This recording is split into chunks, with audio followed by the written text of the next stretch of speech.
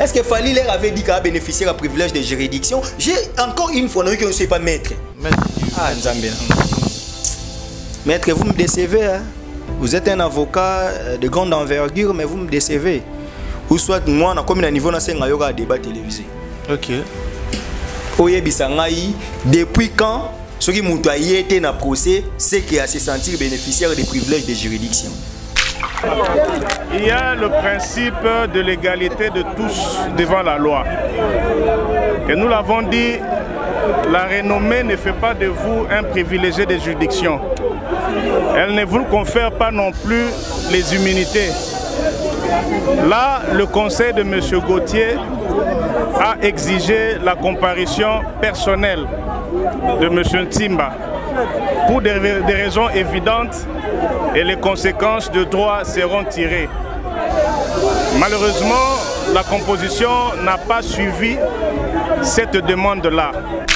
Fali occupe quel poste dans ces pays pour être bénéficiaire des privilèges de juridiction? Fali n'est pas élu dans ces pays pour être... Il n'a pas les immunités.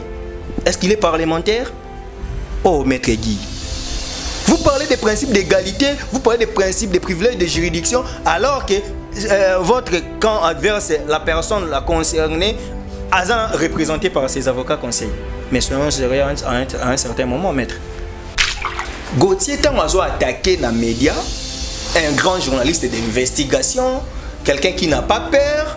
Oh ba master bazolo ba kefali a bangisa bango te bango ba kweyisa ka batu bango baza boye. On parlait de quel Fali? Certainement de Fali pour pas parce que est-ce que petit Fali ayaki ko beta na ouverture à chaque francophonie? Jamais. Petit Fali a un disque d'or certifié? Jamais. Petit Fali boyokaki débat moko autour d'un contrat avec Vivendi? Jamais. Parce que petit Fali ni obama afundi bon. Gauthier s'est attaqué à l'artiste Fali Ipupa. L'artiste Fali Ipupa a donné la procuration à ses avocats pour représenter dans un dossier. Okay. Et du coup, vous voulez la présence de Fali Ipupa parce que vous n'arrivez pas à décerner de quel Fali Obino Boloba qui a causé les Congolais. Toi, on a combien de Fali Ipupa dans la musique congolaise? Kolana nenge bandeko bazolobela bazana ba preuve te bazoluka arrangement à l'amiable mais ça la orgueil dans les médias pour que batu bandimaka ke bakweyite. Comme en droit un jargon dit que le juriste ne sèche pas, et on te demande à avocat ba sécher te ba créer même makambo ezo descendre bango sur le plan intelligence mais ba nga ba créer ngo kaka pour ba gagner du temps pour que client na bango ko tande makala te. Oh, Gauthier, il y a ce qu'on appelle le jugement avant dire droit. Oko kuta na ADD pamba, OK, prison avant ba kota na fond. ADD, c'est-à-dire jugement avant dire droit. OK. C'est prévu en droit? OK. Pour ça, azo énervé si ko juridiction. So azo énervé. Bon papa, te condamné au nan. OK. Bako condamné peu sur le champ, oui. C'est ce que j'ai dit, jugement avant dire droit. OK. Jugement par défaut. OK. Mais quand ça la représenté na moni ba soulever l'élo, c'est un faux débat. Et du coup, heureusement on a dit maître Guy Mafuta le bien que na pénal la bataille juridique. OK. Na minute ba komo sala ba bilo wana nyonso pour ba ebike ba na ba preuve te. Ba na ba preuve te. Mais oui. Comment bino ba na ba preuve bo bimisa ba preuve mbala monko bo komo luka présence à Fali? Est-ce que Pobo la qui se refait là, le côté faut y aller sur place? Il y a un preuve. Il a de paix et c'est de saisir un dossier dans l'audience moko pour être transféré à mon tribunal de grande instance. Moi, j'ai réfléchi maintenant en sociologie. Okay. Je parie fort que j'ai la pression que vous condamnez moi dans la tête. OK. Bon. C'est-à-dire il faut pas condamner Gauthier, il faut condamner Bongoté. Sous pression, il faut bâtir cahier à Kende. Parce qu'on peut batailler que tu as quitté une taper si pas preuve. Pour permettre que tu aies un fond et un dossier. La communication subliminale est un ligne. Et ça, il fallait à souffrir depuis des années. Tu sais, mon frère, tu es belé, ça là est fort. Namboko ba la biso ke Fali aibo embate.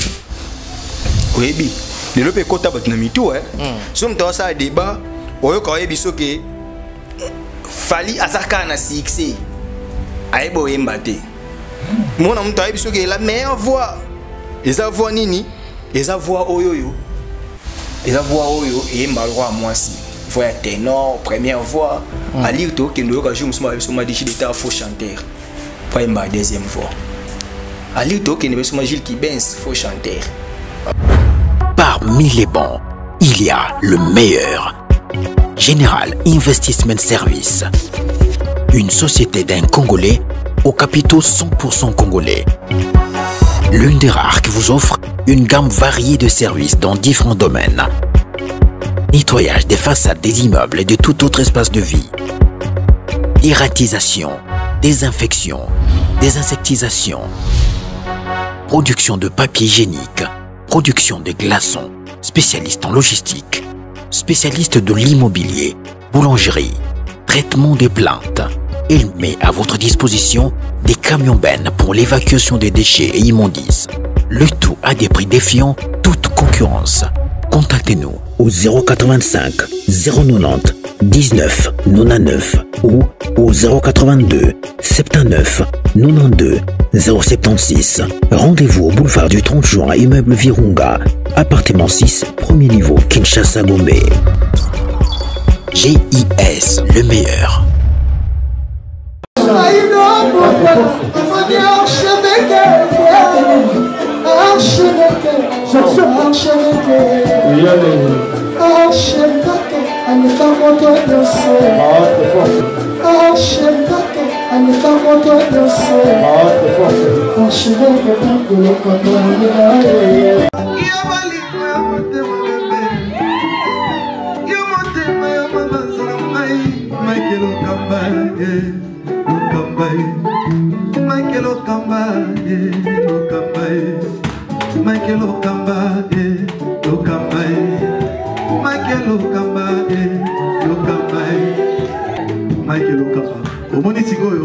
L'artiste, c'est l'improvisation.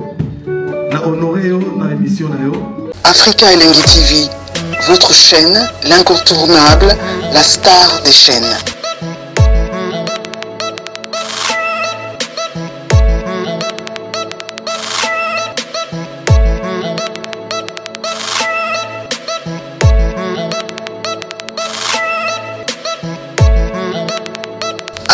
Africa Elengi TV, la magie de l'info.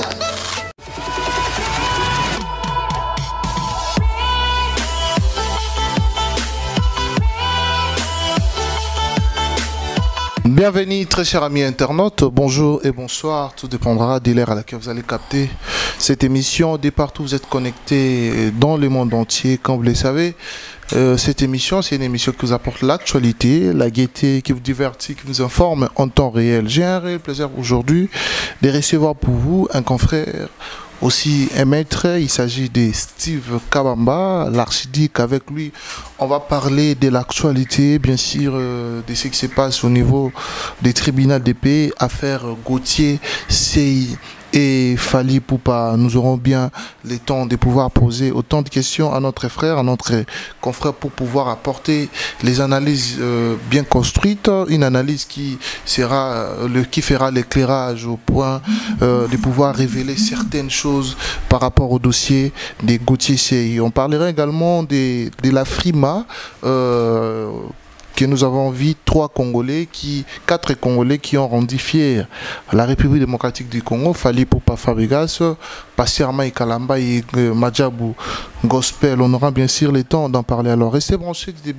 début à la fin de cette émission pour pouvoir comprendre à la base de quoi s'agit-il. Ne vous fiez pas aux attaques parce que souvent ils auront beaucoup plus dans les buts de vous attirer. Alors restez vraiment branchés du début à la fin pour comprendre vraiment l'élan de cette émission et vous allez vraiment essayer. Merci également à nos partenaires autour, soutenir Abisso de partout dans le monde entier. J'aimerais dire un grand merci à Maman Emilie Nzimba il y a tous Pépélé Ambetolo, Danny Chandou, les Chinois congolais. Et puis il y a mon grand frère Marcelo, Duf Noir et Arla, la mère des jumeaux. Je m'en vais dire un grand merci comme ça au président Jano Binanou Achekouya, total respect, président Bambo Tebele, à mon grand frère Jimmy Bella, au grand prêtre et bon séjour à Paris. Et mon grand frère également, Commanda Poupou, il y a Maman Nabiso Merveille Baramoto, total respect maman, la maman de Pounette, Nabiso Bambo Tebele. Vous êtes belé pour autant l'émission Oyo. Je crois que si on a bien tout partagera à moment Oyo. Je vous suggère encore une fois de plus, vous avez déjà partagé avec vos proches parce qu'aujourd'hui l'analyse est vraiment en cours et puis l'analyse mon corps Oyo et belé barosépé la brosa décidé parce que je suis sûr que mon invité a un argument Oyo est très solide par rapport à la question Oyo Tozanango. Richantez ensemble avec moi, Fongo Labiso, Tozonaire, Yarouyamba Steve. Bonjour mon frère. Bonjour Shadrach, bonjour Nabande Retour, Bolanda Bisso, surtout à Internet, Afrique Lengi, merci Nabino. Bino so Bolanda Bisso, moi rectificatif, comme on est dans Kambanga. Kambanga, Kambanga. Qui va te belé, puis va confondre, donc voilà, Steve Kambanga, journaliste de formation, juriste de formation, journaliste de profession, et surtout qui est un journaliste Archidic Info, qui est notre maison de presse, Archidic Info Oyo. Place na salara na salara pas mutu mutango mukolo chaîne on a Archidic Info ne to salara mo musala pour que mambo est bien. Très bien. Voilà. Alors évolution marambozo tambolande vie musala activité zo tambola comment. Non Dieu fait grâce nous avons quand on to lobiawa to ba travailleur donc na Steve na salara pas Archidic. Donc to salara musala pour que bien donc bandi ko ba yebi que biso to plus basé na politique et chaîne na biso ezaka pour ne pas dire spécial mais ils a vraiment plus côté politique to brossaka moi culture moké ezaka une façon moninga déjà na tekama plus côté politique et bato balinga nga mingi eza bato mingi balinga politique siko so za na chaîne faut la marché nini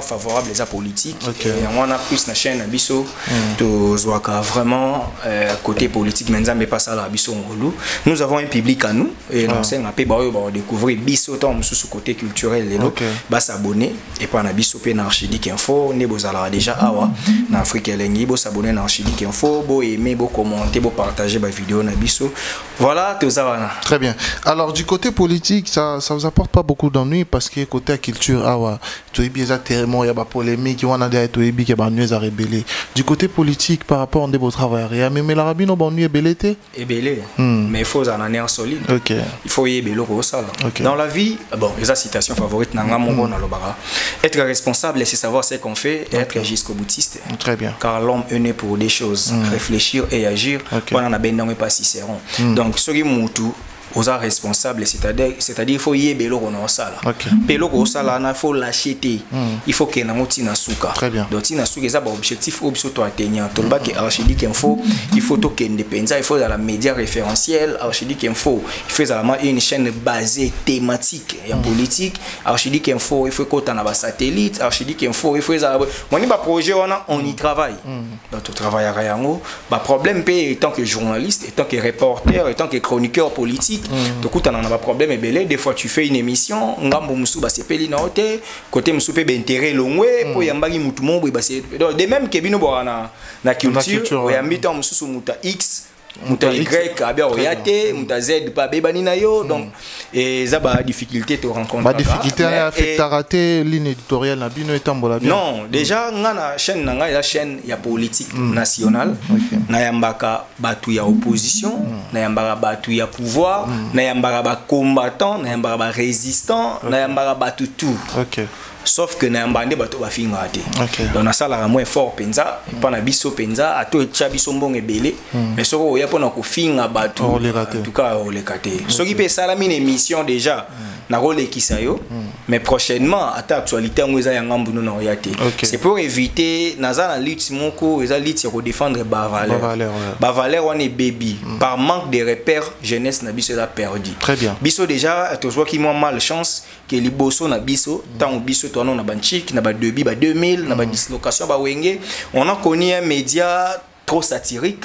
On a connu ene na biso sunga biso te et bango faki baza ba repère na biso mais bango ba l'accepter que journaliste il faut za yanké il faut za voyou il faut za na parti pris il faut za camarade ya X il faut finir l'autre là il faut za moi boy et comment le roi moi logique et puis netinga na difficulté montant na sisi journalisme et on a bandi na test académique ba retenir na tikali na rédaction na quartier ba ndimate kwa journaliste parce que batant na biso on a déjà 2008 9 pose à journaliste il faut on a kaka na TV et puis faut za mutumo ya mbaka ba jibe ba wega on a ndema na quartier na bino ba moni maki au journaliste donc l'état yo sala papier il s'est tenu dans son cabinet de travail tout ça ba ndimate déjà la jeunesse mingi bandola na penza pe journal télévisé tu vois to kuté na ba difficulté mais on a forgé ya wana linga muteo baby ça acha t'acheter na carrière na ya mutu parce que to sali on difficilement lelo nzamba sa biso ngulu ba média ya ba réseaux sociaux ya lelo yo to kola la pe bo former mutu 2 jours 3 jours pe à sali boulot ce qui n'était pas le cas avec nous à l'époque ba caméra ya ki maman na plateau ba ça la ba mini DV ya ba Sony ya ba JVC ba nini yamsu ba i8. Donc, au cours ça vraiment 6 mois, on a TVT, mais on a déjà la chaîne. Au cours ça après 6 mois, on suppose les caméras, mais foot à l'autre côté. Donc, ça, 8 chances, bah, foot $100, c'est qu'il y a des boss. Bon, on a ce qu'on a TV biso total, tout ça là qui. Donc, TV mon boy, qui n'était pas facile. Très bien. Mais tout ça là qui, tu as un objectif que tu comment place au Kende. To ndimaki to lekisabatan wana to apprendre l'isusu parce que apprentissage c'est la raté to apprendre l'isusu ebele to comprendre pe stratégie à terrain to comprendre neni mambo etambola ti to yé pe ba média ya ba réseaux sociaux to yé YouTube na kei na sali mo ba chaîne après na eko décider quand même to ya au Archidic Info. Bon, quand je dis tout est modeste, c'est vrai que c'est mon initiative, mais j'ai toujours considéré équipe Nazalana Bango, qui sont ensemble les tout ça à Archidic Info. Et on a eu ça que Nazal journaliste à Archidic Info, les à Rochaba Galon avec DG, Nazalana mo penzate na mon en plus Nazal journaliste. Très bien. Et voilà ba difficulté ça lelo quand on a lobby wana, tu auras pas problème. Très bien. Il y a des endroits na côte raté, tam supo yamba mutu mo boye pour démarrer mon continent bango. Mais tant que nous avons coopérer bien. Moi, je vais faire un plateau. Je vais la rappeler bien. Mon continent, on peut faire bien. Mais, les militants, ba limité yo ya. Soit disant ba tribia yo connotation mon robot. Si on a quelque opposition ba benga ngam pouvoir. Si on a quelque pouvoir ba ngam opposition. Donc et ça la ngasko bien na ba c'est que message n'a pas côté. Osa naître. Voilà. Très bien. Voilà, merci beaucoup. Voilà, sous votre autorisation, to Merempe Kokota na côté culturel, si vous nous permettez, tout normalement ma question là. C'est vrai qu'ils ont terrain à ôter, mais comme vous êtes journaliste, nous estimons que on a vraiment la matière ébellée par rapport il y a ma question autosanango. Est-ce que tu as ma question? Non, allons-y. Très bien. Alors, nous avons vu également l'artiste Fally Ipupa, les pasteurs Mike et puis Fabrigas également Madjabou Bauti ko raflé ba trophée na niveau ya Afrima mais to féliciter bango to présenter bamba félicitations mais nuance moi salami wana jadis il y avait l'artiste Fabrigas ou peut-être ba non mona Afrima ezaki trophée moko moindre ki ba futaka bambongo pour mutazwa eza ba bilo ya ba showbiz yana ba bilo aujourd'hui Fabrigas a zappé mutu oyo aki azupe trophée wana na catégorie ya meilleur artiste Afrique centrale ya Afrique centrale. Est-ce que artiste masculin. Masculin, et Afrique centrale. Ouais. Artiste masculin, meilleur artiste masculin et Afrique centrale. Mais Moutou Oyo abandé kofinga ba trophée wana. Moutou Oyo peut-être andimé la qui trophée wana té. Alors, place où non mona qu'il fallait qu'il ndara azokango très régulièrement presque chaque année azokango. Lelo Fabrigas pas zoango. Côté on connait en témoigne analyse ni quoi apporter et qu'est-ce que tu vas dire à l'artiste Fabrigas? Avant tout, on a félicité Bango Nyonso. Très bien. On a félicité Bango Nyonso, Fally Ipupa, Fabrigas Maestro, qui est encore pasteur Mike Kalambay, et puis couple Bondo, je crois, Madjab comme structure pour Babimi, meilleure maison de production. Meilleure maison de production voilà. Déjà, on a félicité Bango, Netolobara, na jargon, c'est les Congo qui gagnent. Qui gagnent, ouais. C'est les Congo qui gagnent. Fabrigas, message Nezara à comprendre que le Kouana sonne au comité, qu'au Jija Mouté. Ousmane Sembene, comment na extrait il y a discours il y a plaidoirie avocat na moi manda ko défendre dia ofala ba benga on les préjugés raciaux moni soko za na ba préjugés ozo kanisela mutu makambo tozo kanisela batu makambo on vivre en côté les arabes moi trop bien dit mais naza penza na posa ko s'attarder na polémique té na posa ba o nyos bande ko kanisa le roi Fabregas ba comprendre que banda lelo Fabregas pas remis corrupteur donc Fabropé a comme on fout en bon pour un trophée. Donc c'est-à-dire dans le bac une émission je peux les citer si tu les permets. Franck Semaï. Une émission Franck dans le bac est le romoro. Tout ce qui critique Fally pour assommer un trophée, pour attricher à la musique. Je pense que le coup la tricher était kaka image ya Congo. Beaucoup m'appelle que tricher le roi aye, beaucoup m'ont reçu un trophée et belé et aux alasco image ya Congo. Très bien. Monisco Fabregas a eu kinga. Donc c'est-à-dire, tu comme une des tricheurs. OK. Donc quand j'ai dit ça dans sa ironie socratique, je voulais dire que les loyo même structure oyo ils auront bon au PP ça fallait ba trophée. Parce que Fabregas, quoi à faire la conscience né. Ayebi combien paye ça qui pour avoir payé trophée. Et puis dans la catégorie on peut fallait à Zalaki. Il y a meilleur artiste masculin en Afrique. Il n'y a pas Zalaki. Donc bah triquer Fally, bah faire Fabregas trophée. C'est-à-dire Fabregas on a la rébellé encore. Parce qu'il y a la place où tout le monde qui va take Zalaki, bah artiste rebelle peut-être actuellement bazo chapeauté ma casse. C'est que Fabregas bon les gars bataille quoi. Donc eli koloba boy pona zonga siko na maéthique eli koloba ke nyonso la ramabete ndeko Shadrack soko zo émerger il faut te beta maboko ah frère on a ça la boulot bien exactement que soko zo émerger biso faut to bando luka a priara wapi faut to bando luka ba fréquentation na yo to bando luka ba alibi pour to attribuer yango na réussite c'est ça le mal congolais. Très bien. Congolais to randeng bon na beta no masolo au vanda na Kasavubu au koli na Kasavubu ce qu'on a quartier na bino besoin de décision qui ava to lingana biso na biso to bota na biso to bimate moi 60 ans chez les parents moi nini moi ce qu'on moni jeune mon boy ba 25 ans ba 26 ans chique vidé a sali mo exploit a vu boulot a vu parler au foot là a ke kauka ce qu'on ba masto batika la na KV wana oleba lobaki ah ya o ya ke kauka boye ba on peut ba zo force ya ke ko luka ko foot là ba on ba oh KV mabele mame akozonga oh man donc ba on luka ba diminuer ndengo ke kauka wana c'est vrai que kauka eleki ka ça vaut bouter mais les fait ka oyo changer fréquentation ole bango ba comprendre que ça ki nini po kende ba ko mo lukande babukayo et ça mambe ça la na Congo néanmoins na kotika là on a pas critiquer Fabregas négativement mais na kolingana critiquer constructivement na lukasko on a talisa que Fabro seul le travail qui paye. Yo mon loba les savoirs ne mentent pas. Donc quoi les savoirs ne mentent pas. Les lo bateau ba camarade ya Fally. Pour na mon appel na ba réseaux sociaux. Pour moi actif na ba réseaux sociaux. Na mon arrête. Oh Gary Wele mutape ça Fally ba trophée. Ce que Fabregas a clashé Fally. C'est que Gary Wele a bebani na Fally. To Fabregas a commencé l'élégance et pas Fally pour Gary Wele PC trophée.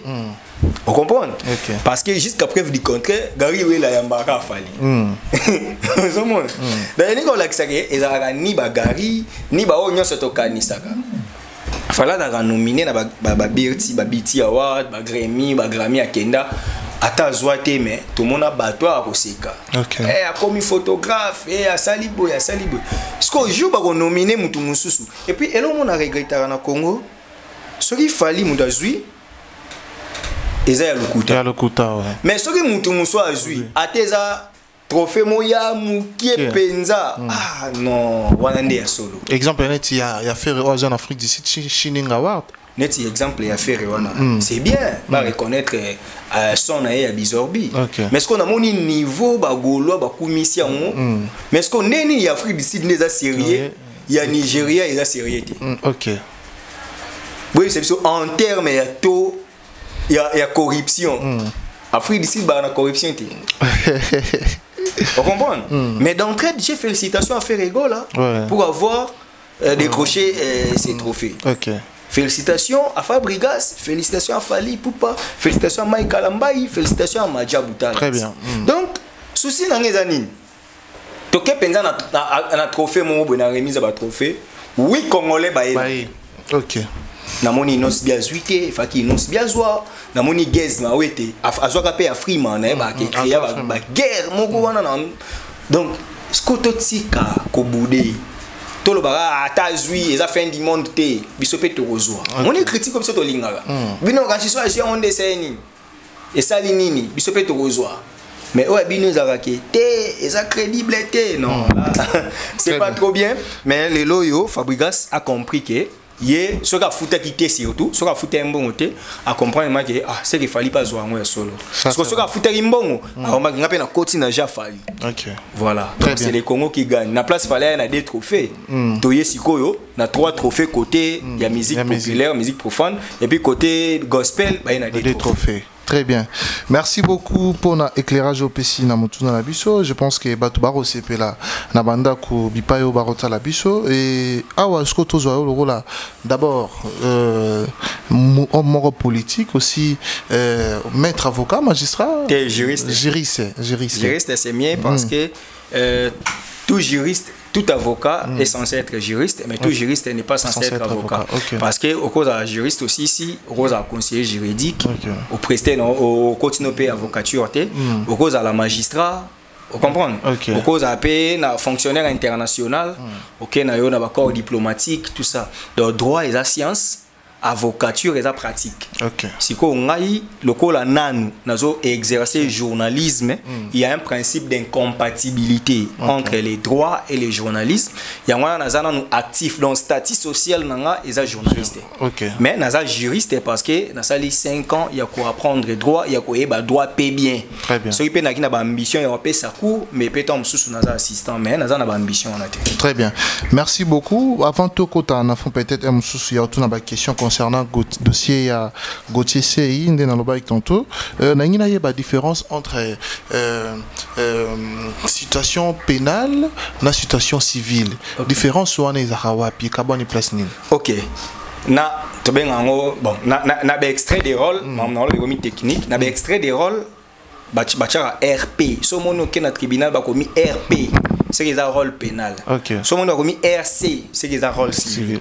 Or, biso dans le journalisme, si on a RC, c'est qu'ils ont un rédacteur en chef.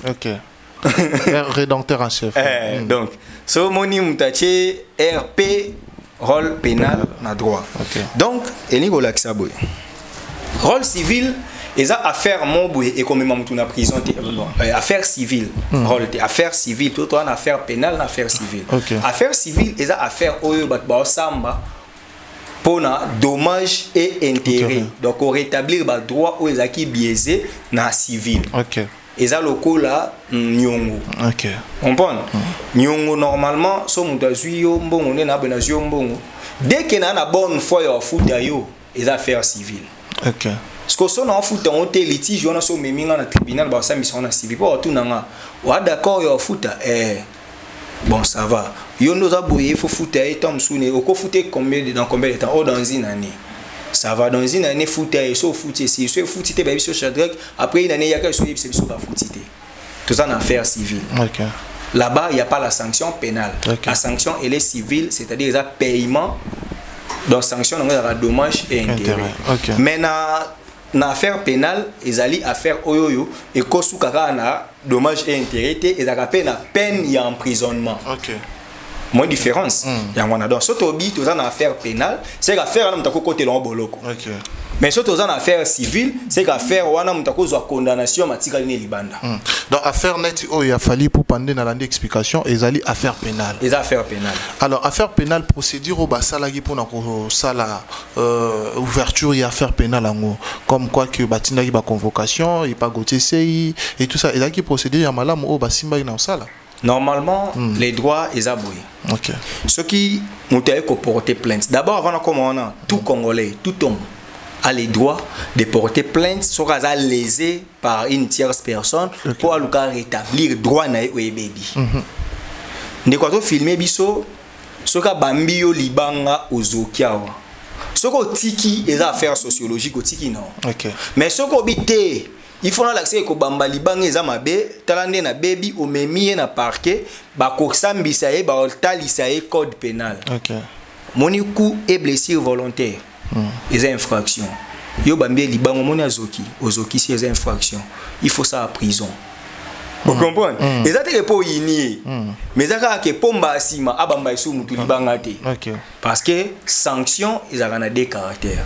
Ils ont un caractère pédagogique qui peut avoir un caractère de rétention. Donc, si on a une condamnation, ils ont raté pour les babomaï. Ils ont fait pour batailler, c'est que mbasima ou ça bon côté. Na zone is qu'on a question. Dès lors que muta fundi, juridiction atalara. Ah, ba fundi ndeko Gauthier. Ndeko Gauthier za naza journaliste, aza justiciable wapi na tribunal de paix. Ba fundi wapi na tribunal de paix. OK. Biso mutozo ko sambisa ye. Tribunal de paix ndeko Gauthier vanda wapi? To bureau ne vanda wapi? Poto kana des adresses. Au bureau ne za na Gombe, ba fundi na tribunal de paix à wapi? Ya Gombe. To za na compétence territoriale, to banena na compétence matérielle, c'est-à-dire ndeko ko samba na tribunal de paix. Et puis to na compétence territoriale, donc aza muto aza na juridiction na biso. OK. Photo sambise. Ah, OK. Mendeko oyo to mususu avanda na Matadi. So ba fundi na Kinshasa, il faut qu'il y ait la commission rogatoire. Bon, juge ya Kinshasa azo information pas juge ya Matadi, po bazwa ndeko na Matadi, ba na na Kinshasa ce qui a faire on fait sambisa na Kinshasa. OK. Comprendre?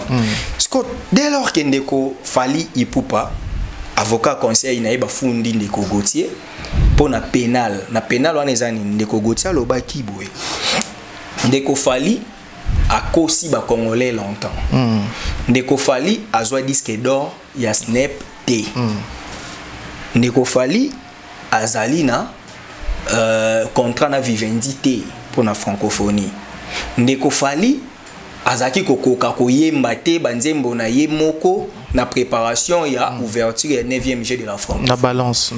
Ndeko Fally a kosi a sali carrière ne mobimba na le kota. Ah ndeko Fally a lobi ba vokani ali mambo zo kende ba risquer ba croire que c'est solo.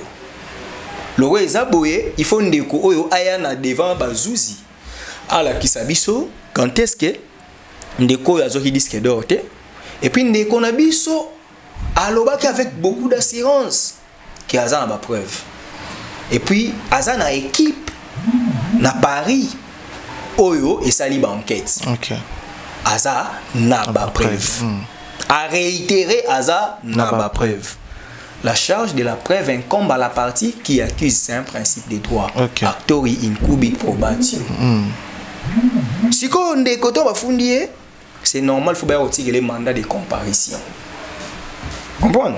Si on va retirer le mandat de comparution, il faut ça. Il faut zoom au Kendeko qu'on s'est présenté. Toyo mon abandeko na première audience, balobi o non, il faut que Kendeko se présente, to pe avocat na pe ba ko Kendeko se présente. Avocat na pe ba ko Kende. Mais neti kawana lokola iya la qui chargé à komema ba preuve. Yango à se faire assister. Na expliquer qu'on émission on est pas franc. La procédure pénale est lobi na biso boé. Ce qui va fonder ndeko Shadrack, aux la possibilité ya okeyo moko, au sambi, au zongi, soit au sambi bakangio. Vous avez la possibilité ya ko se faire assister par un avocat ou par des avocats. Okena bango ba assister yo. Ba sambi na place no, ba question msupe ba kotourna yo, msupe tuni bango. Il y a la possibilité que tu te fasses représenter. Vous comprenez? Ce que kawana mingi balinga muto azala assister.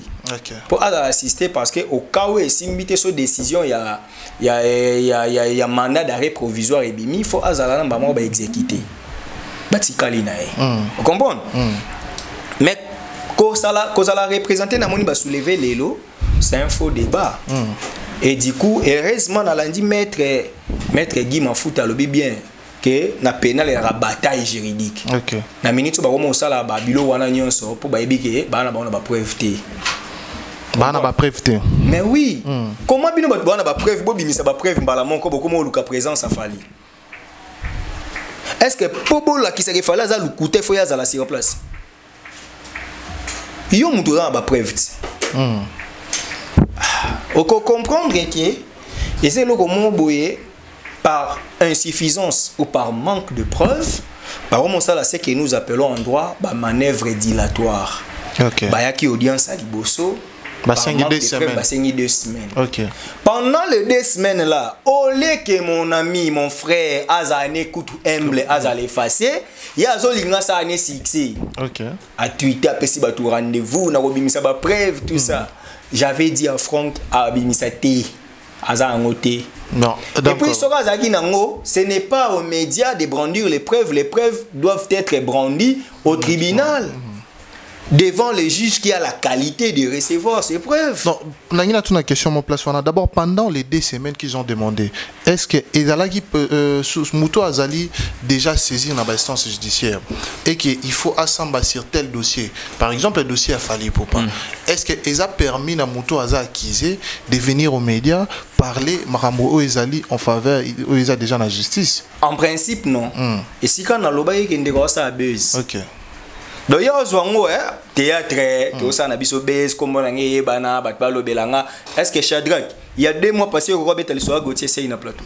Oui baki. Soit gagné ndi. A gagné Paris na a gagné Paris na il bana.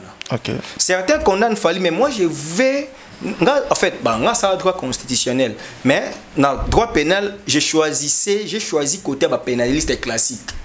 Ma pénaliste classique bato bazara vraiment boye balinga droit et mais à la dit pas positiviste né ba moi mawa moi je suis parmi les gens qui réfléchissent que ce qui attend mutango linga zo succès wana est éphémère pour après base temps aussi là azonga ka musa no mute kotelo. OK. Comprendre les lo ba ko zo succès fali ba pesi en Gauthier tant que azane na banzembo lo ya fali ke azani te akoya ni kaka souci n'est pas succès. Okay. Pourquoi non le bac souci n'est pas succès? Parce que dès lors que vous avez des preuves, pourquoi n'est pas quand la première audience au 4 affaires il y a des procès ça man jour moko. Bozongi bozeli 3 jours jugement bimi. 2 jours 1 jour jugement bimi. Très bien. Siko yé alingaki batba mona bachaika. Tant pe bat bachaika, tant mieux. Mais siko na minute oyoyo ezake ndeko pesa ba preuve tant ba preuve ya to sengi 2 semaines 2 semaines na olie o sangisa ba preuve ya nango oye bobandi su koloba ote to kosamba te il faut mutafunde biso ya ba avocat penza. Je demande aussi les avocats de Fali mais comment vous contredire bango te que c'est permis en procédure pénale que les plaignants peuvent se faire représenter. Mais oui, les plaignants peut se faire représenter. Non, peut ça exemple belé.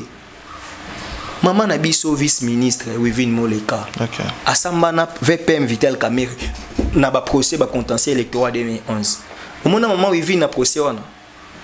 Pourquoi ba avocat ya VK ba obliger la présence ya Wivate. Batunde ba ça l'effort, ya boy on comprendre. Moni na minute to komi nango na minute e komi soit tu aimes Fali soit tu es Fali. OK. Donc so linga yete même si baby so ke ndeko Shadrach ndenga vandi boye aza présentateur émission oyo yo mobité za yete wana na mona za yete. OK. On za keriti. Au moins donc to côté si radicalisme c'est un intellectualisme. OK. Donc on devient radicaux même pour des choses vraies. OK. Donc ndeko ola ya na ba preuve ndeko ba avocat ne pe ba yebi que Fali n'est pas obligé d'être là mais ba komi et puis non ba sa suspicion parce que émission na outil tellement j'avais pas une information vraie dans ndomi tout na comment ba kolongwa ba na triper ba ke na tribunal de grande instance. Donc les loyo ba ndeko ba aussi ça va juridiction ba ke na cassation kanga mam na ebisa ba ko mati na cour de cassation ba ke na cour de cassation. Mais si ko place moko avant to ko ma place wana to moni ba avocat Gauthier sei bazolo bake bazo senga présence à Fali présence à Fali il peut pas oyo bazo tatabana soit il peut pas timba soit Fali pour pas soit petit Fali to koye ba te place wana les avocats de Gauthier sei balinga ki balo banini pour demander avec l'évidence présence ya Fali pour pas pour bakota na fond ya dossier. La fois passée j'avais parlé des manœuvres dilatoires. Je réitère que l'avocat ya Gauthier par manque de preuves bazo iser na ba manœuvre dilatoire pour gagner du temps. OK. Maintenant, le boyo, depuis que les juristes se retrouver, il y a bien, bah se retrouver. Bah ils ont une manœuvre dilatoire pour gagner du temps. Pour bazo banga moi na mai so ba koti na fond, ba kangaye so azan ba preuve té. Pour jusqu'à preuve du contrat, ça peut pas présumer innocent pour non ba condamner té. Ce que ba banga ti, so boyebi ke ba na preuve té, pas avocat ba bombela ke vérité té. Yo za nango té na beta ki on kaka. Bon ça calme. Tu dois utiliser la stratégie.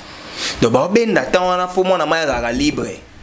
À comment mon article na à mi comme superstar comme pour éviter moi micro ouais boyer mes avocats vont parler vous comprenez bah pèse moi bénéfice soit na liberté au ba mona ezali na inquiétude OK il faut ce que bah pèse moi quiétude mon boyer momentané pourquoi je l'ai dit parce que Gauthier tant oiseau attaqué dans média un grand journaliste d'investigation quelqu'un qui n'a pas peur. Oh ba master bazolo ba kefali a ba ngisa bango te bango ba kweyisa ka batu bango baza boye.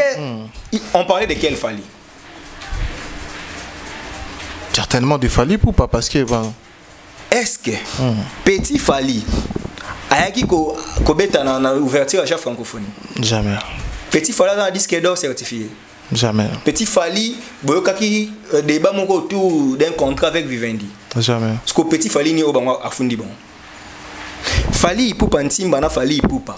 La différence c'est quoi? Biso na Congo na droit na biso to na 3 noms. OK. Toi na nom, toi na poste, toi na prénom. La vraie différence c'est banara na prénom. Ce qu'on est d'abord Ipupa Ntimba o bango bana obenga na dénigrement, na dédain le quoi bazo finga. Ipupa Ntimba baka combien na musique congolaise? Même les juges so ba ndimango en réalité c'est parce que bah comprendre que bah nous va aventurier. Permettez-moi les termes de les traiter des aventuriers au sens où bah nous va créer bah manœuvre wana pour que bah bendatan. OK. Parce que Gauthier s'est attaqué à l'artiste Fali Ipupa. L'artiste Fali Ipupa a donné la procuration à ses avocats pour représenter dans un dossier. Okay. Et du coup, vous voulez la présence de Fali Ipupa parce que vous n'arrivez pas à décerner de quel Fali Obino Bolobaye qui a Kosagi ba congolais. Toi, on a combien de Fali Ipupa dans la musique congolaise?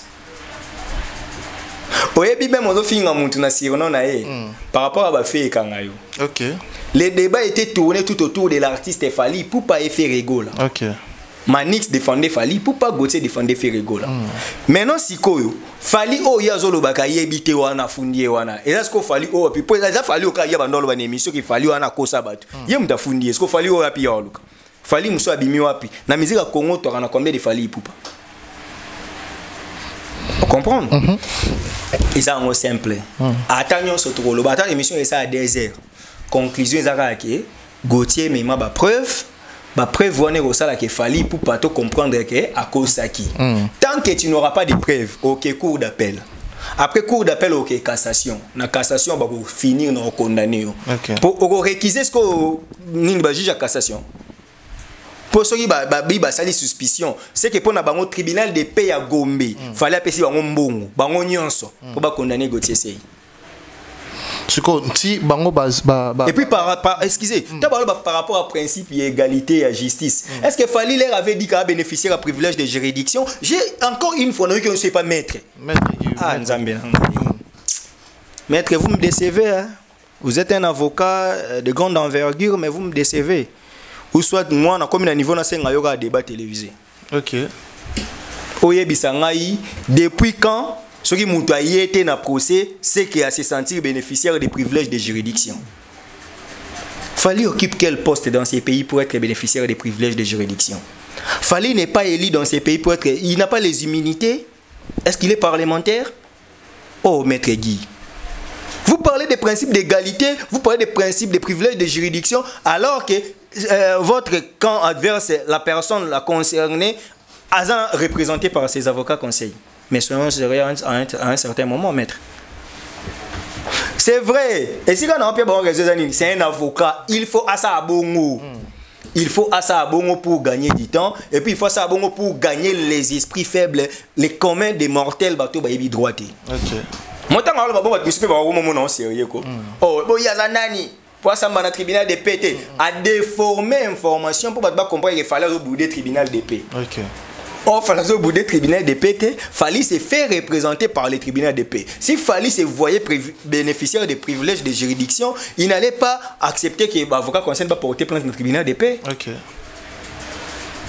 Vous comprenez?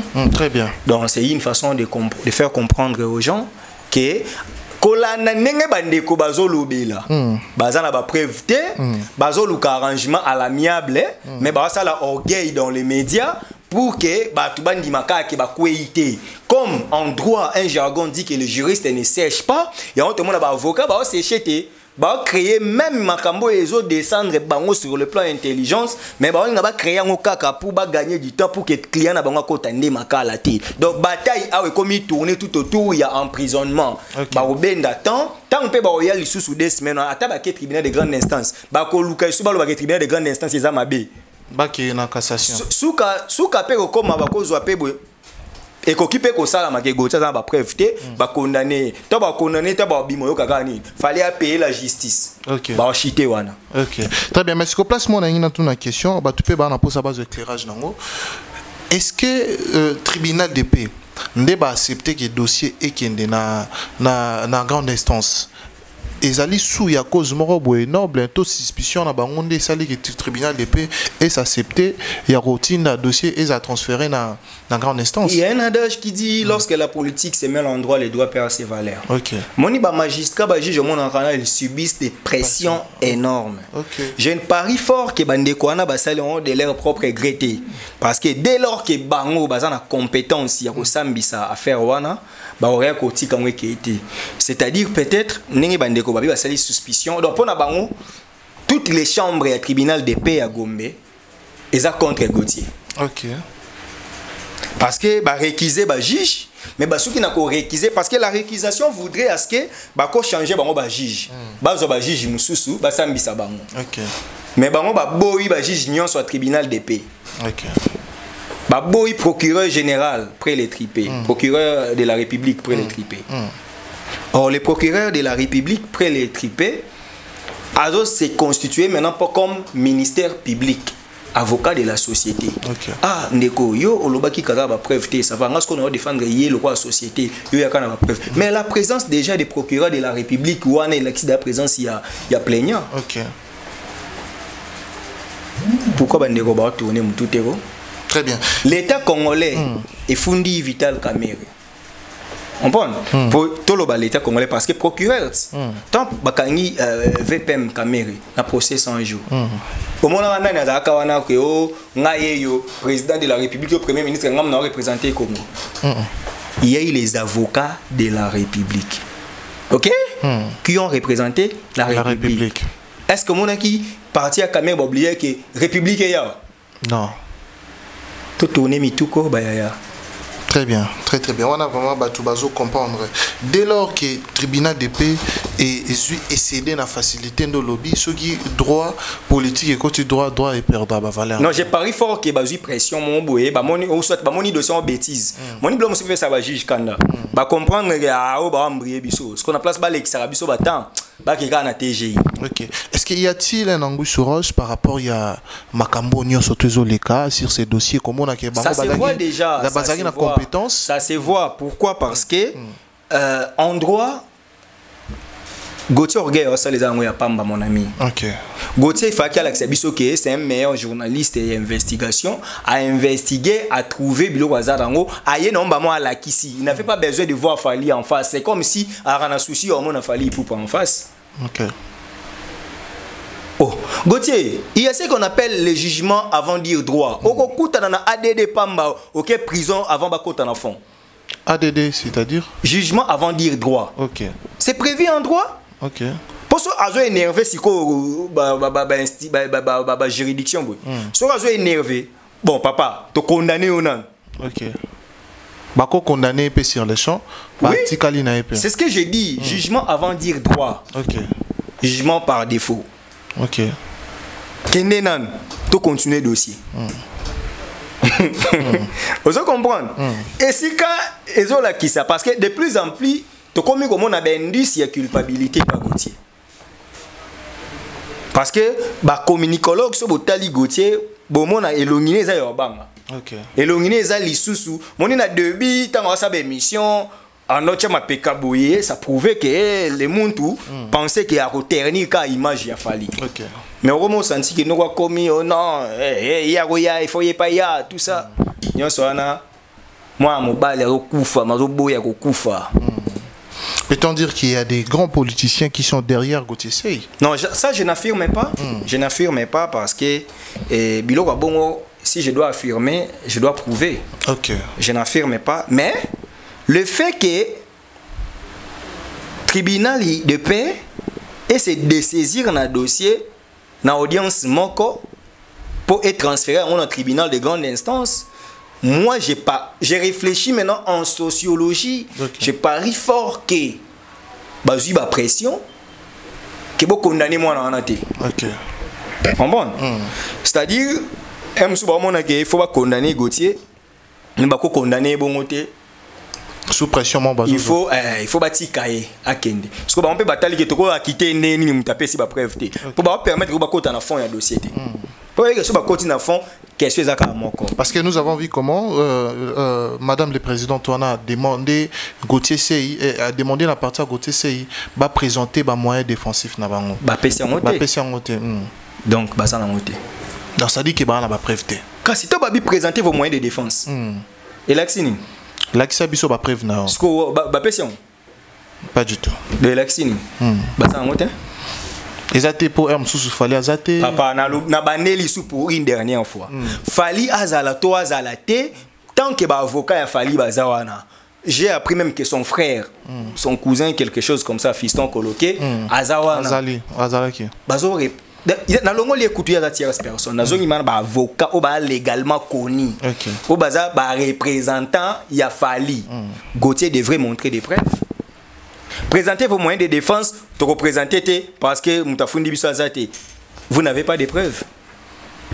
Et qu'ils sachent que nous sommes en droit pénal. Okay. Il y a l'application de la loi pénale dans les temps et dans l'espace.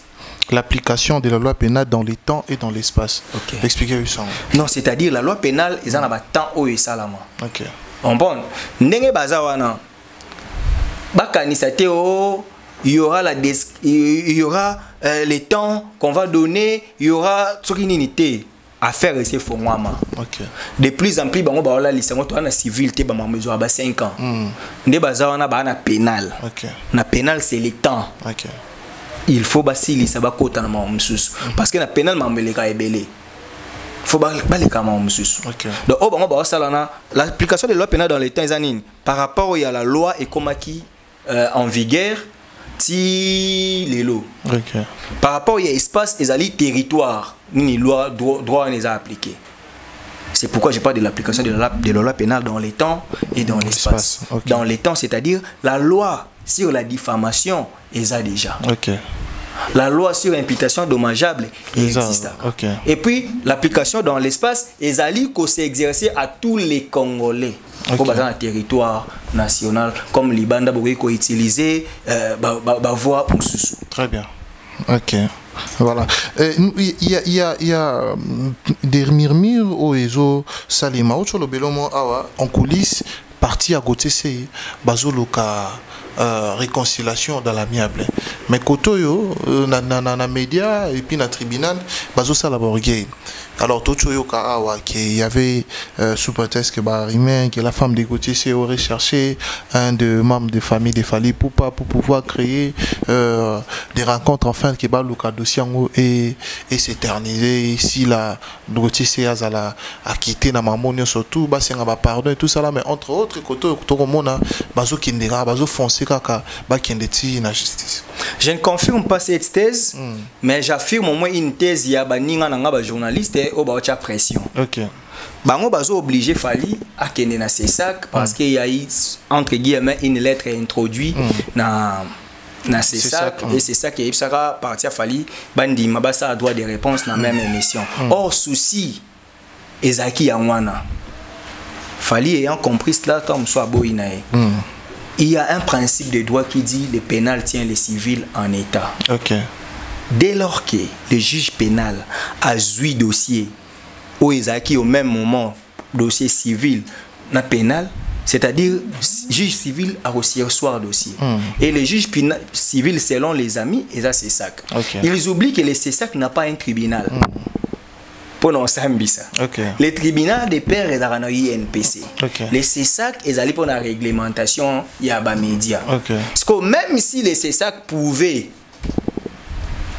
trancher cette affaire, c'est les civils. Nous avons expliqué la différence entre les civils et les pénals. Donc, puisque nous avons ici ce élément ainsi, le pénal tient les civils en état. Donc, puisque le pénal déjà s'est saisi du dossier, les civils doivent s'y recevoir les dossiers. Ce qui va avoir arrangement à l'amiable, il faut passer à publiquement, normalement. À ça, la AV. Ce qui est vrai, AV et le caractère infractionnel. Sur la salle AV, il peut y avoir des circonstances atténuantes. Au lieu de condamner peut-être à 1 année, il faut condamner à 2 mois. À 2 mois, Vous comprenez? Pour bon, en limite de la salle ce qui va avoir arrangement à l'amiable, partie plaignante et qui peut retirer plainte. Mais il faut pas convaincre les sous le ministère public. Les procureurs de la République ou avocat et la société. Donc, c'est-à-dire que Gauthier CI, tout parti à Gauthier CI, pardon, et qui est partie plaignante et c'est endémique qu'on retire plainte, il faut ministère public. Andima peut sous pardon. Pour y avoir au cas où pardon, on a un ministère public andimé en hôtel. Parce qu'on continuer, parce qu'on a un ministère public. Parce qu'il fallait à l'ongoué. Comme le ministère public soit en autour n'avant. So boye bagi bongo. Pourquoi bolo bagi ke Aïbi. So boye bagi bongo. Ça mis qu'on a ministère public. Ils peuvent bénéficier des circonstances atténuantes. Donc, diminuer les peines tombent sous place et d'abord, c'est-à-dire que Lélo, jusque-là, tout retenir que Ndeko Gauthier CI a toujours que Luka Rokende Ti, Nasuka, enfant de pouvoir, que l'accès va prévenir par rapport à la démarche des autres tambola. Jusque-là, oui. Jusque-là, oui, Gauthier CI a un peu ça à l'accès va preuve que Fali a Nouibi à Kosabiso disque d'or à Mtalukuta Fali à Kosabiso Kakaki na contrat na Vivendi Fali à Kosabiso Fali n'était pas en mesure de reproduire ses propres chansons na francophonie Fali tout ça alors bah preuve na mais ce que le Kosabiso mabe Ndeko Gauthier à tato pesio inani à tous succès ya inani aussi la kaka comprendre voyez que Nambogo, tu as assisté à fait vert. Fait vert, ouais. Il y a Zachary Baba Basui, na pesi mbote. Les mots là. Na kota nanda koute pata fait vert Namboko. Le bago ya place TV za kité. To ba nomo na bandeko na biso ba quartier ba genda poto na ba fait vert. Est-ce que via lisu na succès wana? Bah pas du tout. Kulu tuna biso honorable Basile Olongo Pongo. Solo lango et ça a succès dans Mbogo est-ce que Koulou toi est un succès on a pas du tout Koulou tu n'as biso Eliezer Ntambwe qui est un ami qui est un grand frère ah ça a succès dans Mbogo est-ce qu'il a le même succès là papa Moli tout cool tout passe moi na mai rose wana o gaz oluka et au finir mais casier judiciaire na yo faut tenir compte de moi. Comme on a ambition pour un candidat président de la République, qui sait? Il avait dit dans une de ses vidéos que des bureaux, il a fallu, ensemble, il pour pas Bakiti est trop bas. Bakiti est trop bas, il y a aucun de saisir l'instance judiciaire alors qu'il y a Asali que Moussala Naye, c'est lui d'informer l'opinion. Et côté où on a le contexte où on a dans le les risques de métier il y a bien et les Ntambwe à côté Makala honorable Moïka Sanja Fundaet à qui ça est trop bas pas du tout Peter Tiani à côté Makala Bruno Chibala premier ministre à Fundaet pour la révélation à Sala à qui ça est trop bas. Vous comprenez la réponse? Yves Bouya. C'est bon, il y a un conflit, échange. Il y a un côté. Ah, ok. Donc, Ndeko Gauthier, Abibi il fallait qu'il ici et préfundi. Mais il y a une équipe na Paris et ça la banquette à Vivendi non. Ndeni ni pe équipe na yango et mon anaté to mon Israël mutombo mutage Vivendi. Pour ça l'émission 3 personnes, un présentateur, des invités, des co-débatteurs. Yo co-débatteur au lobby na co-débatteur monsieur que j'ai une équipe. Présentateur écoute à tout oh donc tu traites Fally de tricheur. Non, je ne traite pas Fally de tricheur, je confirme, j'affirme que à salabo. Mais comme il a besoin de preuve montrer que ça l'enquête présentateur. Il avait quel intérêt? Donc équipe na Israël mutombo. Aux hommes on a pas question on s'est posé. Israël a battu présentateur. Azaki ni de près ni de loin na dossier. Mais comme il y a une enquête, Israël nous a dit est-ce que démarche on a Israël Moutomida démarche malam ou y a aucun na Vivendi pour ça la vidéo li bossa Vivendi. Il y a des réponses. Pour que ça bagaza équipe ni ils ont apporté et ça la banquette. Mais équipe a monté au monde Israël Moutoum. Oh là là. Mais toi comment on a biso na fuka to shit. Mais na lingande mon frère Israël. O lingaki hein. Na lingare pour y neza boya na ba réplique fort. Tam da cha $100,000 na poche likolo. $100,000 na poche likolo. Ya solo pena 100,000. Oh. Ye mo aloba moti.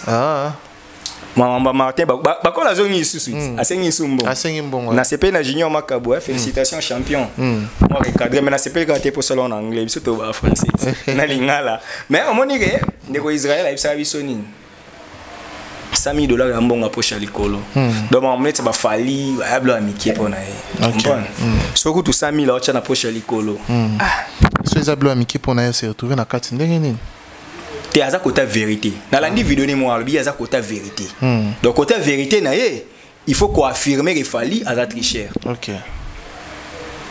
Ah kota vérité donc vérité ça s'appelle Gauthier CI. Donc quand on parle de vérité selon confrère Israël la vérité s'appelle Gauthier. Donc lui il est du côté de monsieur Gauthier CI.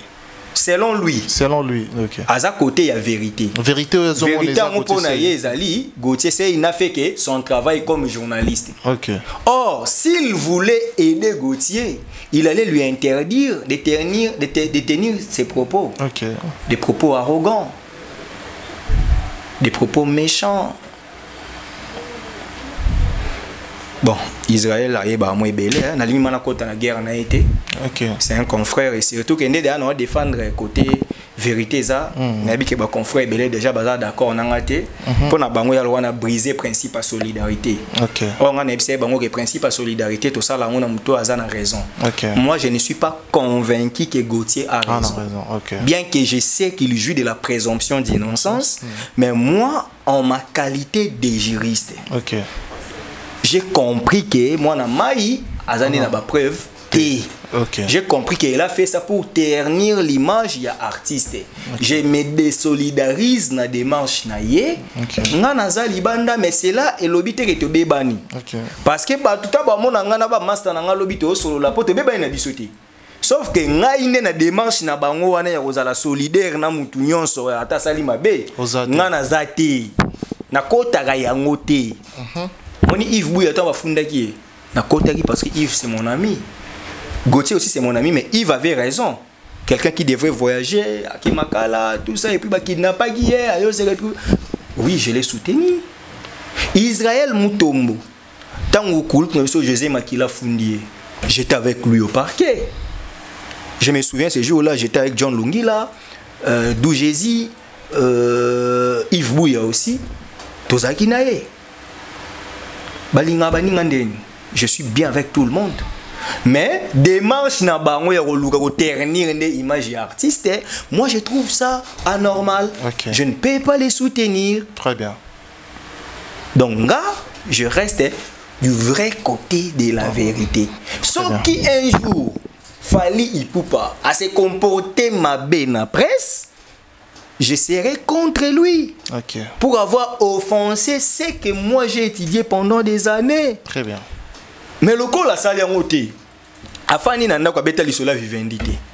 aya na disque d'or na ye Gauthier azolinga po ya sepela lokwa za investigateur basa la cérémonie ya remise à disque d'or ya Fally parce que yebisanga na côté la ka Gauthier po za master na au choisir côté à vérité à solo mais bango batikali peka ba master nanga OK mais na boinde ko soutenir loko na mona ke bolinga bo ternir image ya mutu je vais dire le moko bato basa la communication savent la communication publicitaire, il y a ce qu'on appelle la communication subliminale.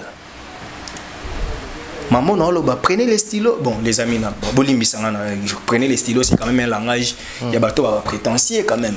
Moi, je suis pas orgueilleux pour nous l'accès à bateau mais tant que nous avons pour comprendre le la communication subliminale est un nini. Et ça, il a fallu à souffrir nango depuis des années namboka oyo. Tu sais mon frère, ba te belé basala effort namboko ba laksa biso ke Fally ayebo embate. Oyebi, lelo pe kota bat na mitu so mto sa débat oyo ka biso ke Fally azaka na succès ayebo embate. Mona mto biso ke la meilleure voix. Eza voix nini? Eza voix oyoyo. Eza voix oyo et malgré moi si. Voix ténor, première voix.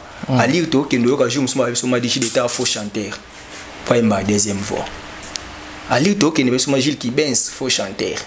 On bon. Donc dire pour yemba faut mataka likolo, il faut zakani. La communication subliminale consiste à quitter les objets seulement mais koko tatina conscience na yo. OK. Donc bah communiquer le comment be kotio tina makani c'est comme normal. Oui bi ndeto vanda na Congo toloba ke moi c'est mutu azakate. Na bimisan. Tu es bien été. Mais le comment bongo so mo ya moi linga sa mutu mabeya. Moi c'est mutu azakate papa. Obali été. Donc mutu salaka eloko wana concept wana objectif n'est qui est détourner conscience à batu. Babanga basi abatuti. Mais c'est fidèle à Koufa. Na lobam. Mais ba emoti na banzembo. O vikinsongia lobaka mais c'est fidèle à Koufa. Vous comprenez? Mais c'est fidèle à Koufa ba lobango. Na mona ba. Na mona côté fidèle à Koufa.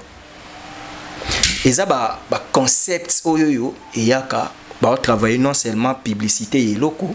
Mais il faut que tu aies la conscience penza mutu lobama ke on est vrai. Non tant que entreprise à brassicole te. On y bablon mon ba relaxo ma ke oyonde. Et tika la pe ba na mutu ndo za boeta msuso mela produit ya oyo ko karangote. Et c'est ce que le basala contre Fally.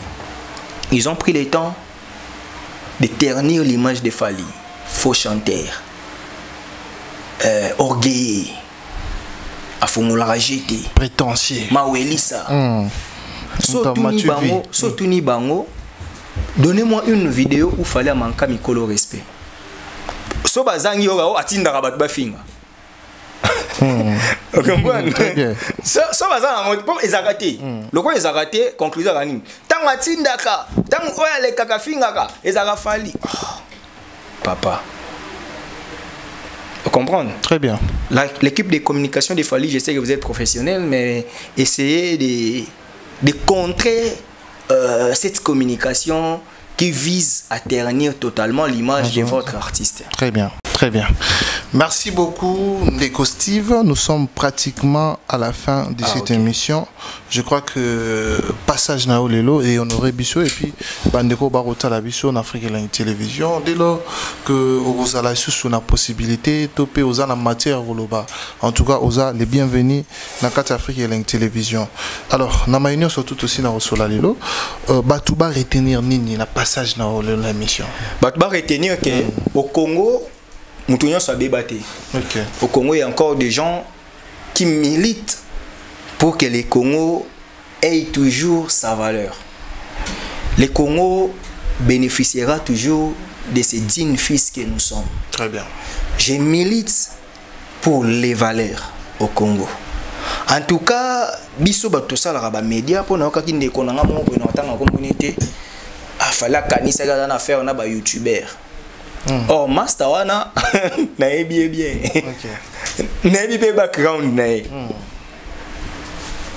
koya osala journalisme na internet na YouTube eza kozala moindre te France 24 batiaka na YouTube moto agera YouTube à France 24 ana aza amateur vraiment nde bino bosala chronique musicale biso bato chronique politique tokoma na prétention ya okanisaka etoleki bino na maele c'est ça ouais Mami Lela aza mwana ifasikiti Afrika mujinga est plus intelligente que Mami Lela question mark on se comprendre nakotanga isunani oto solara bien na chronique musicale na chronique politique Tatiana Osango est plus intelligente que Mami Lela question mark tu comprends. Ceci veut dire que mutuna mutapo na place ya moni a ko évoluer. Comprendre? Même si on a droit. Grâce à la droit public interne. Petit nangai mo collègue nangai ibanda die merci à sali droit public international. OK. Donc il y a qui membre ba traité internationaux, membre droit international. Ngana sali droit public interne. Mais na kati ba suma division les sous on a 3 grands départements. Misu basala trois droits privés judiciaires, misu basala droit économique et social. Parce que biso na quatre facultés to amo ba guerre na biso. OK. Ouais, biso ba droit public to l'équipe bino. Biso to ba faire entre les états. OK. Bino entre les états les partis, bino entre les particuliers, bino goût bino ba droit économique bolo baté. Mais cela ne veut pas dire que moi, le droit dans les droits publics, je dois être plus intelligent que celui qui a fait les droits privés. Et surtout que ceux qui n'ont pas fainéant scientifique, ils ont raté la recherche. À Kobeto na ba débat au pas. Vous comprenez? Donc tout beau sanaka prétention ya koyeba nyonso na Congo. Na Congo to comme monde on dirait journaliste ayeba tout. Donc tout le monde avec avènement des réseaux sociaux, le col le casting la lisouté, mutu à cause du téléphone a bien acheté na mi filmer bando lo baba pe au monde dimelaye. Bato bando ba fallait commis l'erreur de traduire Gauthier en justice. Quelque part ils ont raison parce que pour na bango que en offre la Gauthier. Mais ceux qui partirent gi bongo et kataki des opinions. 70% des Congolais allaient croire que Fali c'est un tricheur. Et Fali ce qu'on va kende na tribunal ba comprendre Gauthier au mieux soufflé. À des séances ça est incapable de brandir ba preuve. OK. Donc, la justice est salamana pour sauver et équilibrer la société. Donc, un grand merci à Batutu Balandi Biso. Tous en biso na monopole de sauté. Nous connaissons à partie. Très bien. Et nous expliquons aussi à partie. Place au biso to souki, ba savant des droits baza, ba savant des communications baza. Très bien. Pour nga licencié, mais ça na bato ba salama doctorat. Azama na thèse nango ba tridoc baza mais avantage nango ezaka ke oyo isala ke muta yeba na domaine on nga yebi en mwanda. OK. Donc tous ça biso na prétention yeba touté mais ba ndeko naza penza na posa maître Guy na yebi comment on va na dimné abisanga za avocat de grande envergure en science. La science n'a pas besoin de ça. Okay. La science a besoin des arguments, surtout la science juridique. La seule faculté au masculin, les droits. Nyon se tikale za au féminin. OK. Donc pas na biso kuna complexe ezakati. OK. Nga ko sa débat mana prof nya birungu. Na biso ma awa ya raboité. Mais na tanga ouvrage na pour na ba droit pénal. OK. Vous comprenez? Donc c'est ça en fait la beauté du droit. OK. Bandeko bolo ba tam spona monene ba émission ya lo défier bango boya za nani. Oh, nazaka scientifique. OK. Tant na lo ba ke mam na lo ba to ya to sa lo débat ba ebisanga comment tribunal de paix mobimba et commis 6P. OK. Comme on a dit, la mystique. Et puis, il y a un article, il y a un code à procédure pénale où ils sont obligés que plaignant il faut aller dans le procès. Et ils allaient. Et aux alatés. Le col est aux alatés, c'est bon, il y a pas de débat. Très bien. Merci beaucoup, Neko Steve. Nous sommes arrivés à la fin. Je pense que Batou Balandi, Bazagi honoré, puis Basepeli, Nabanda, par rapport à l'argument. Et comme Balobara, Moutounio surtout, il y a Bengama, OCP la Nayo, et puis Moutounio surtout, il y a pas Benga, OCP la nature. On a loi, il y a nature. Donc, ceux qui sont contents, bon applaudir, bon apprécier, bon CP la beauté, comme commentaire, ceux qui peuvent monter OCP, n'a pas propos, n'a été, le cas moyen, au commenter, n'a pas commentaire, et puis au argumenter, bah propos, et que ça là et c'est un pour prochaine fois tant que tu rejoins tout méga ko lobelango et que ça appelle c'est un mingi bah dédicace c'est ça tout clôturé on a profité c'est un politique et arrêté Merci mbote na roi d'Angleterre Gauthier Bélé. Ah Gauthier Bélé na ora kai trop hein. Ah t'es en tout cas nega to cette émission pour donc au quotidien liste. Gauthier Bélé. Les rois d'Angleterre Shadrach Kakanga IP un garçon bien. Gauthier Bélé vient à Bisso Penza donc vient à Bisso Penza il m'a asti au foot de parler.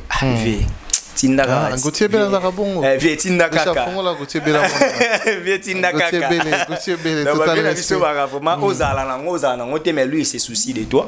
Les rois d'Angleterre Gauthier Bélé merci na yo donc m'embeza bien. Merci na ya José Moulumba les Bogards de Birmingham tant na omone na pesimbo tepe na mère Béni Ipenda Barcelone. Merci wana ba kuluto basungara biso donc ya José Moulumba les rois d'Angleterre Gauthier Bélé kuluto nanga si ya Mulex Aigle Noir wana relation nanga ma ya kala donc vient à biso tozala naye donc merci kulutu merci na bandero nyonso Odette Lesa la Megan depuis Switzerland meme Sifa na Canada Orneli Muzinga na Canada bozé belé honorable Sophie Tambidi là donc moi na Funa bazawana penza Adèle Mubamba na pesi binombote boza teme belé donc surtout honorable Sophie Tambidi là bokanga kombo wana ne biko moment opportun tokoloba sokaza candidate côté nini mais c'est une jeune dame oyo vraiment la politique a émerger bien donc honorable Sophie Tambidi là Adèle Mubamba l'assistante ne biko mambozo qui est bien ngana bino vraiment voilà c'est ça donc ngaba dédicace à moi mingité Bobette Nzita et puis na profiter ta lelo na pesa ta bana ngambote donc précieux na Christlove batala ba émission na ba fan ba ma bacha émission na TV ndé awe ba cha na TV ba papa tout ça donc précieux Kambanga Christlove Kambanga na pesi bino mbote papa vous aime beaucoup Stéphie Mujinga donc famille na mobimba très bien na pesi bino mbote merci surtout que j'annonce l'anniversaire de Précieux c'est pour ce 26 donc joyeux anniversaire à Précieux et bien bosser les péba vidéo si très bien merci beaucoup je crois que nous avons été honorés à Royamba Lelo merci na bandero tout au balandi biso na ba partenaire ni surtout un grand merci à mon frère Steve Kambanga et Chikas Facebook pour te belé bando tout na émission on peut ça numéro té na obanga na ngate mais so bolingo benga na numéro bo bengi Shadrach très bien bo bengi Shadrach ko pesa nga po numéro na nga soke na chidi ke mfo ba numéro na nga nyonso ezaka wana donc inutile yo lo bango awa pour ça faciliter yo zwanga et puis na ba compte na ba canal officiel na nga naza na Steve Kambanga na TikTok na Steve Kambanga et Chikas na Facebook. Très bien. Merci beaucoup. Merci à mon grand frère Willy Moucheni Kodi Amboka. Total respect. Topesi Ambote Belé. Commanda pour la. Ah, ya Willy pe na pesi Ambote. Na yoka ki babisenga na pesi Ambote. Ah. Viens-moi sur l'arabien. Ya Willy Moucheni. Na ina nous na expérimenté. Mais mutu na mo ya Londres matone kimbango. Babisenga faut pesa ke Ambote. Très bien. Na pesi Ambote. Ya Willy très bien.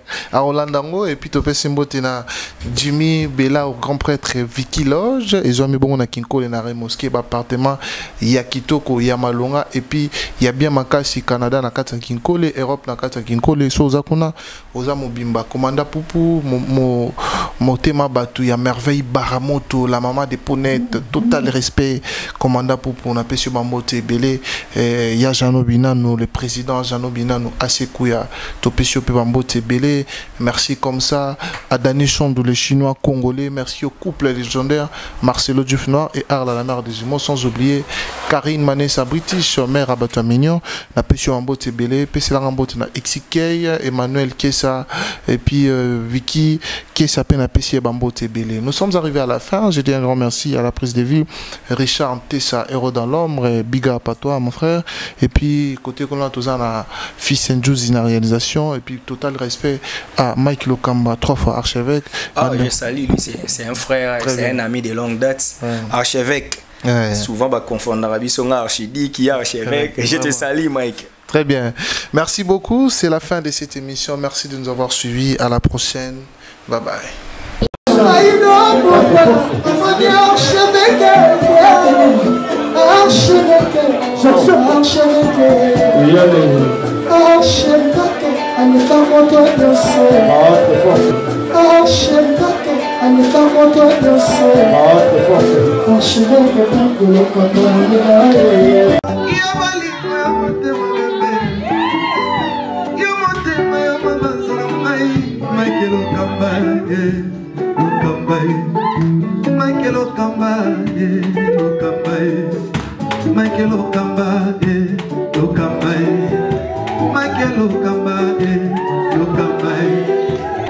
Mike Lokapa. Au Monisigoyo, l'artiste c'est l'improvisation. Na honoré dans l'émission. Africa Elengi TV, votre chaîne, l'incontournable, la star des chaînes.